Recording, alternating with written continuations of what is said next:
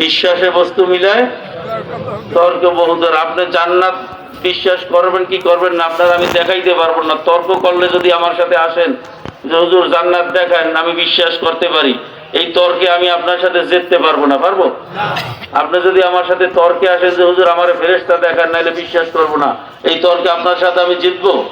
কথা কন। কিন্তু যার নসিব ভালো সে না দেখেও বিশ্বাস করবে, আর যার নসিব মন্দ সে অনেক কিছু দেখার পরেও বিশ্বাস করতে পারবে না। আবু বকর রাদিয়াল্লাহু তাআলা আনহু মেরাজের রাত্রের ঘটনা যখন আল্লাহর হাবিব মেরাজে গেছে, উর্দু আকাশে গেছে, যখন আরেকজনের মুখে শুনছেন বিশ্বাস করছে কি করে নাই? বলে আল্লাহর হাবিব বলছে যে আমি উর্দু আকাশে গেছিলাম আল্লাহর সাথে সাক্ষাৎ করতে। বলা আল্লাহর হাবিব বলছে কয় তাহলে সত্য, আর কোনো দলিল লাগবে না। ওদিকে আবু জাহেল বিশ্বাস করছিল, অথচ আবু জাহেল একটা দুইটা না, হাজার হাজার মুজিজা সরাসরি স্বচক্ষে দেখছে। একটা দুইটা না, 100-200 না, হাজারের উপরে মুজিজা আবু জাহেল নিজের চোখে দেখছে। তা দেখেও বিশ্বাস করছে? তাহলে বিশ্বাস হেদায়েতের মালিক কে? জোরে কান কে? এই জন্য বললাম যে একটা হাদিস ছোট্ট শোনাবো, মুসলিম শরীফের হাদিস। মুসলিম শরীফের ভিতরে 1631 নম্বর গালেবে গোমান আল্লাহর হাবিব ফরমান ইজা মাতাল আব্দু ইনকাতা আমালুহু ইল্লা সালাসা। মানুষ যখন মারা যায়, মানুষ যখন কি আপনার আমার মরণ আছে? একটু ভালো করে বুঝতে খান তো, মরা লাগবে আসলে সত্য ঘটনা। আমাদের যে মৃত্যু আছে সামনে, মরা লাগবে এই জিনিসই তো ভুলে গেছি, মনেই তো পড়ে না যে মরা লাগবে। যদি এইটা মনে পড়তো, আল্লাহর হাবিব ফরমান যেই ব্যক্তি দৈনিক কমপক্ষে 20 বার মৃত্যুর কথা স্মরণ করবে, আল্লাহ পাক রব্বুল আলামিন তাকে শহীদি মর্যাদা দিয়ে বেহেশত দান করে দেবে।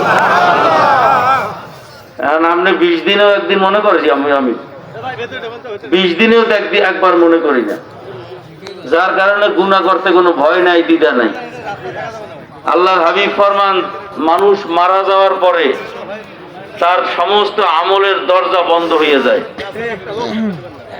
কবরে গিয়া হাজার হাজার বার যদি জিকির করে একটা সওয়াব লেখা হবে? হাজার হাজার বার যদি কোরআন তেলাওয়াত করে একটা সওয়াব লেখা হবে? কিন্তু দুনিয়ার জমিনে একবার সুবহানাল্লাহ বললে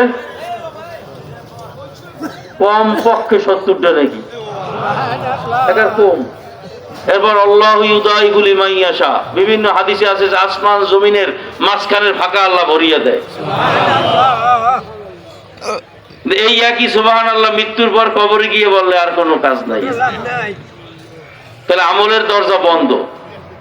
আল্লাহর হাবিব ফরমান ইল্লা সালাসা, কয়টা বাকি থাকবে? 3টা। কয়টা? 3টা। এক নম্বর হলো সাদাকায়ে জারিয়া। সদকায়ে জারিয়া মানে চলমান সওয়াব। অর্থাৎ আপনি এমন একটা কাজ করবেন, একটা রাস্তা চলমান, আপনি মৃত্যু হয়ে যাবে, রাস্তা চলমান থাকবে, এই রাস্তাটা আপনি মেরামত করে দিয়েছেন, এই মানুষ রাস্তা দিয়ে হাঁটবে, সওয়াব হবে, এটার নাম সদকায়ে জারিয়া। একটা টিউবওয়েল বসাই দিয়েছেন, আপনি মারা গেছেন, টিউবওয়েল দিয়ে পানি ওঠা বন্ধ হবে?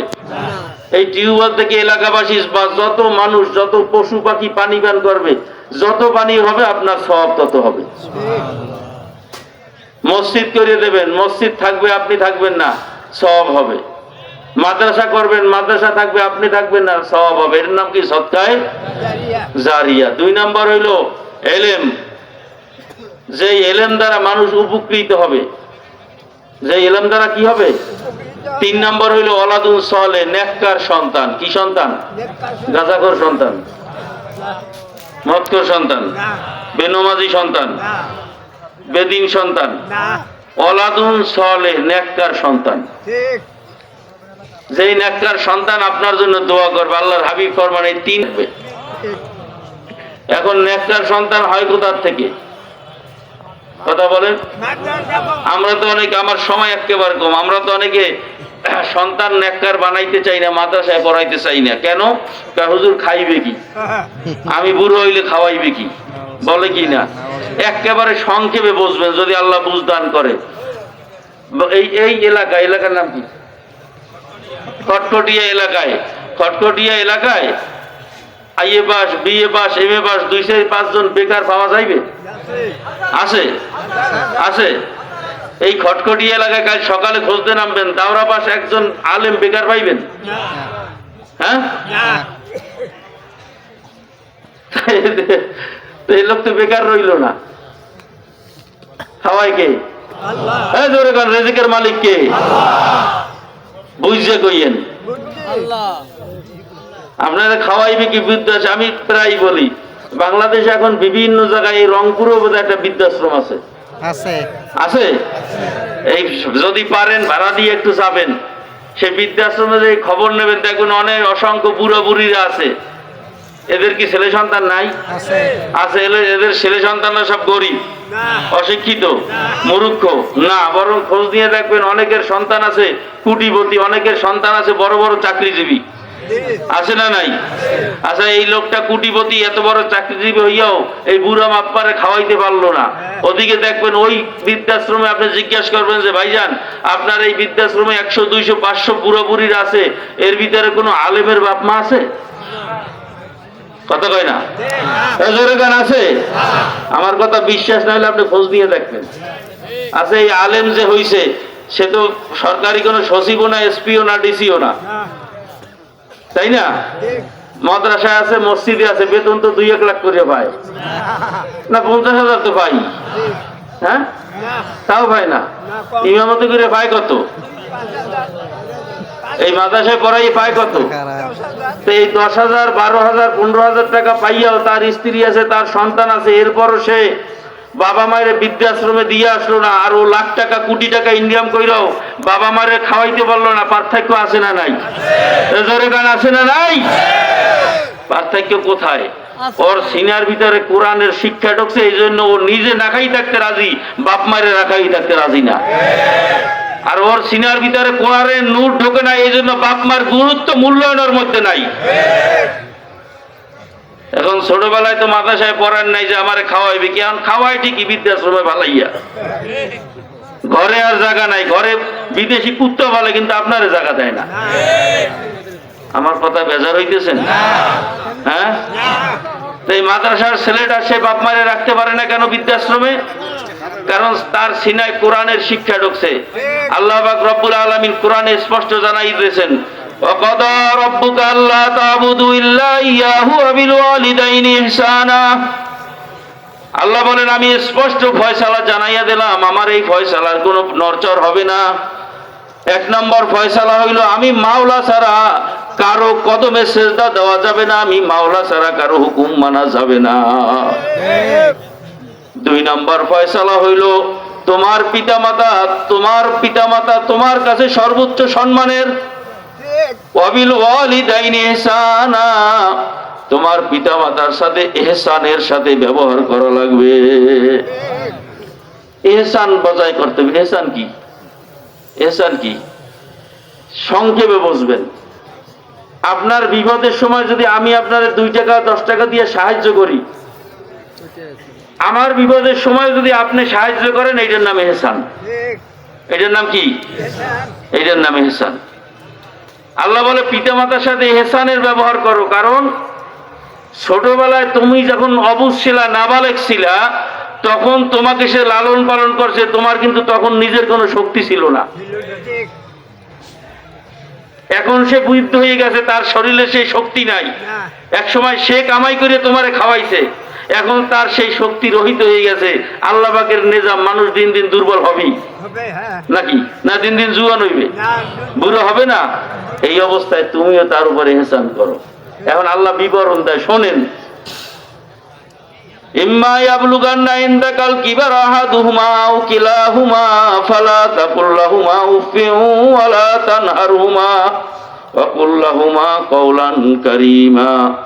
আল্লাহ বলেন, তোমার কাছে তোমার পিতামাতা উভয় অথবা একজনও যদি বৃদ্ধ অবস্থায় পাও, খবরদার তাদের সাথে এমন ধমক দিয়া, এমন শক্ত ভাষায় কথা বলবা না, তোমার ব্যবহারে, তোমার কথায় তার দিল থেকে, জবান থেকে উফ শব্দ বাহির হয়। বোঝেন নাই কথাটা? হ্যাঁ, মিয়া, মানুষ জোরে মাথায় ভিড়ান দিলে কেউ উফ কয় না, ওরে মা, ওরে বাবা ইত্যাদি করে শিখ করে দেয়। হ্যাঁ, উফ বলে কখন? আমরা ছোট একটা আঘাত লাগছে, একটু কোনোতে টাক লাগছে, তখন মানুষ উফ বলে, ঠিক না? আল্লাহ বলে এই এতটুকু ছোট্ট আঘাতও বাবা মাকে দেবা না, কথা দিয়া আচরণ দিয়া, যাতে সে উফ শব্দ বাইর করে। এই কথা বলি কি আমার কথা? আমার কথা? হুকুম কার? জোরে বলেন হুকুম কার? এরপর আল্লাহ রব্বুল আলামিন সামনে আগাইয়া বলেন,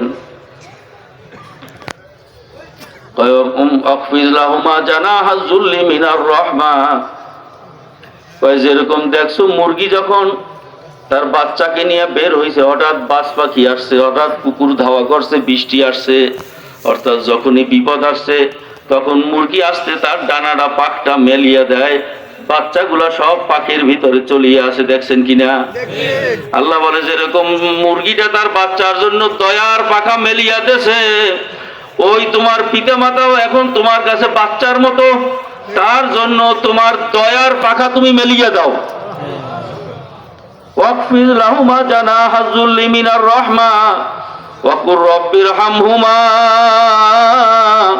কামা রাব্বায়ানি সগীরা। আল্লাহ বলে ওরে নেমো খারাপ, মাঝে মাঝে একটু দুই হাত তুলিয়া চোখের পানি ফেলাইয়া আমি আল্লাহর কাছে দোয়া কর, রব্বিরহামহুমা কামা রব্বায়ানি সগীরা। আল্লাহ পাক দোয়া শিক্ষা দিয়েছে, কি বললাম? মাবুদ গো, আমার রব, আমার পিতা মাতার উপরে তুমি দয়া করো, রহমত করো, মেহেরবানি করো, যেরকম ছোটবেলায় সে আমাদের উপরে রহম করছে। ছোটবেলায় তুমি যখন বিমুষ্ট হয়েছিলা, তোমার পেটে ক্ষুধা লাগছে কিন্তু তোমার মুখে বলার শক্তি ছিল না, ওই মা গভীর রাত্রে ঘুমাইয়া গেছে, শরীর ক্লান্ত, তুমি ক্ষুধার যাতনা একটু গুনগুনাইয়া শব্দ করছো, অমনি তোমার মা চমকে উঠিয়া তোমার মুখে খাবার দিয়া দেছে, তুমি বলতে পারো নাই, মা কিন্তু ঠিকই বুঝিয়া ফেলাইছে।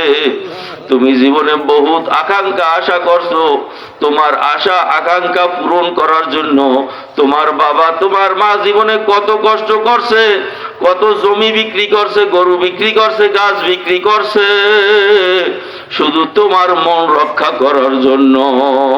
তুমি মালিকের কাছে দোয়া করো, মাবুদ গো, আমার পিতা মাতা যেরকম ছোটবেলায় আমারে দয়া করছে, আজকে এই কবরের ভিতরে শিশুর মতো তোমার কাছে তোমার জিম্মায় দিয়া গেলাম, মাবুদ গো, ওই শিশু অবস্থার মতো আজকে তুমিও তাদেরকে লালন পালন করিও। পারবেন ইনশাআল্লাহ?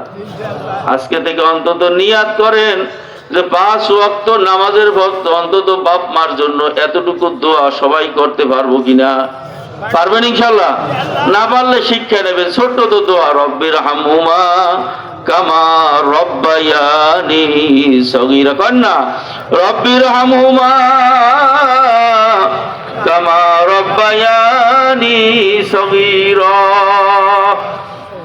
এই জন্য আমার ভাইরা, আমার বন্ধুরা, ছেলেটাকে আল্লাহর কুতুব চরমনায়ের বলতেন, বাবা তুমি ডাক্তার বানাবা, ইঞ্জিনিয়ার বানাবা, অমুক তমুক অফিসার বানাবা, বানাও, আমার কোনো আপত্তি নাই, কিন্তু অন্তত ছোটবেলা আরে মানুষ হওয়ার শিক্ষাটা দিয়ে দাও, ওরে মুসলমান হওয়ার শিক্ষাটা দিয়ে দাও, ওর সিনার ভিতরে আল্লাহ এবং আল্লাহর রসুলের কোরআন হাদিসের নূরটা ঢুকাইয়া দাও। অন্তত বড় হইলে যত বড় অফিসার হোক, আল্লাহর বিরুদ্ধে স্লোগান দেবে না। কথাটা ঠিক না বেঠিক?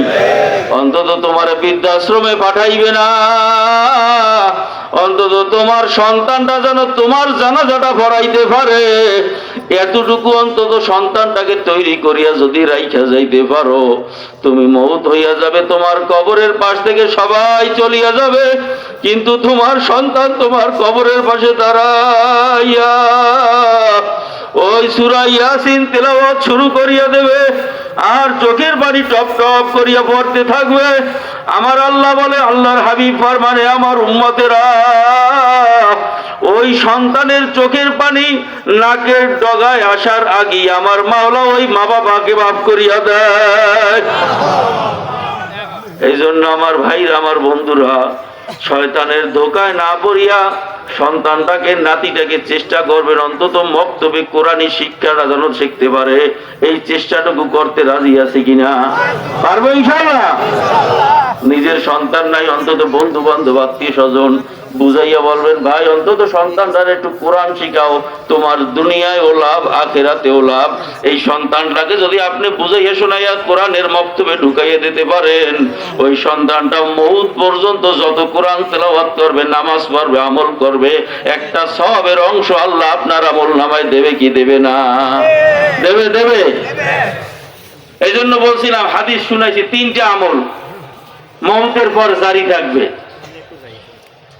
আল্লাহর হাবিব সাল্লাল্লাহু আলাইহি ওয়াসাল্লাম বলছেন, বিশ্বাস করতে কষ্ট হয় না? কষ্ট হয়? এই সাদকায়ে জারিয়ার আমল আজকে ইনশাআল্লাহ করব। এই মাদ্রাসার জন্য, এই দ্বীনি মারকাজের জন্য সময় নেব না, নিজের মা বাবার জন্য। একটু কথা শুনে আরেকটা হাদিস শুনাই। আল্লাহর হাবিব সাল্লাল্লাহু আলাইহি ওয়াসাল্লাম বলছেন যে তোমার পিতামাতাকে তো তুমি কবরে রাইখে আসো, এখন বাড়িতে বৈশা কোরমা পোলাও মুরগি বিরিয়ানি আনন্দ ফুর্তিতে আসো, কিন্তু তার অবস্থা কি জানো? দুনিয়ার কোনো মানুষ তো চোখে দেখে না, কিন্তু আমি রসুল তো অনেক কিছু দেখি। তার অবস্থা হলো এরকম যে একটা মানুষ যদি সমুদ্রের মাঝখানে বইলে গেছে, এই মানুষটা বাঁচার জন্য কত চেষ্টা করে, ডানে তাকায় বামে তাকায় যে একটা তক্তা একটা কাঠ আসে কিনা, মাথাটা উঁচু করে আবার ঢেউ আসিয়া মাথাটা নিচের দিকে দিয়ে দেয়। কত বড় মুসিবতে আছে বলেন তো? শুধু এদিক ওদিক তাকায় যে একটু সাহায্য আসে কিনা, যদি একটা কলা গাছ পাই, যদি একটা কাঠ পাই, ধরে একটু ভাসতে পারবো। কথা কোন ঠিক কিনা? আল্লাহর হাবিব ফরমান, তোমার পিতামাতা তোমার দাঁড়ে দাঁড়ে এরকম ঘোরে যে আমার জন্য একটু সওয়াব পাঠাই কিনা। দুনিয়ার কুরমাগুলো বিরিয়ানি তো কবরে আর পাঠানোর সুযোগ নেই, ওই তোমার পিছনে পিছনে ঘোরে, সন্তান এখন আমার জন্য একটু সওয়াব কবরে পাঠাও। কথাটা বুঝাইতে পারছি? এই জন্য ভাইরা আমার, এই দ্বীনি মারকাজের সাথে আপনি যদি দুনিয়ায় লাগিয়ে থাকেন, আল্লাহর ফজলে যেরকম এই কোরআনের পক্ষে থাকার কারণে আবু বকর, ওসমান, আলী, তালহা, জুবায়ের, সাহাবায়ে কিরাম দুনিয়াতেও আজও সম্মানিত, কিয়ামতের ময়দানেও সম্মানিতই উঠবে। ঠিক আজকে যদি আমরাও কোরআনের পক্ষে থাকতে পারি এই সাহাবায়ে কিরামদের নমুনায়, তাহলে আমরাও তাদের মতো আল্লাহর যদি কবুল করে তাদের সাথে কিয়ামতের ময়দানে ওঠার আশা করতে পারি কিনা? যদি গান পারি কিনা? আল্লাহ আমাদেরকেও দুনিয়া আখিরাতে সম্মান দান করবে। আর খোদা নাখাস্তা যদি আবু জাহেলের মতো কোরআনের বিরুদ্ধে অবস্থান নেই, তাহলে কি হবে? যেরকম দুনিয়াতে আজও আবু জাহেল অপমানিত, আজও আবু জাহেলের নাম শুনলে মানুষ ঘৃণা করে, কিয়ামতের ময়দানেও সে ঘৃণার সাথে উঠবে, আযাব গজব ভোগ করবে। আমাদের পরিণতও কিন্তু সেরকম হবে। এই জন্য মউত পর্যন্ত যে যেভাবে পারি কোরআনের পক্ষে, দ্বীনের পক্ষে, ইসলামের পক্ষে, আজ না শুধু মউত পর্যন্ত সাহায্য করে, সহযোগিতা করে, জান দিয়ে, মাল দিয়ে কারা কারা থাকতে রাজি আছি? নারায়ে তাকবীর, নারায়ে তাকবীর। কোরআন সুন্নাহ যেখানে, মাদ্রাসা মসজিদ যেখানে, থাকবো ইনশাআল্লাহ। পাক্কা ওয়াদা না ভেজাইলে ওয়াদা? পাক্কা ওয়াদা না ভেজাইলে ওয়াদা? এই ওয়াদাটা আমার সাথে না আল্লাহর সাথে? জোরে বলেন কার সাথে? আল্লাহর সাথে।